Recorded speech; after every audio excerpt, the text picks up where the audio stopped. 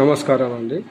ఈరోజు మనము TSEAP set online application ఎలా ఫిలప్ చేయాలో ఒక 3 స్టెప్స్లో మనం తెలుసుకుందాము.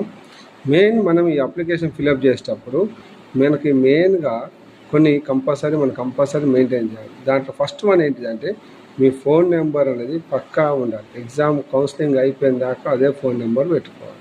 ఒక్కసారి ఫోన్ మళ్ళీ పోయేటట్టు చూసుకోకుండా ఒకటే ఫోన్ నెంబర్ని రెగ్యులర్గా వాడే ఫోన్ నెంబర్ని పెట్టుకోవాలి. అది చాలా ఇంపార్టెంట్. ఫస్ట్ వన్ ఒకటి. Next date of birth certificate ఒకటి కంపల్సరీ పెట్టుకోవాలి.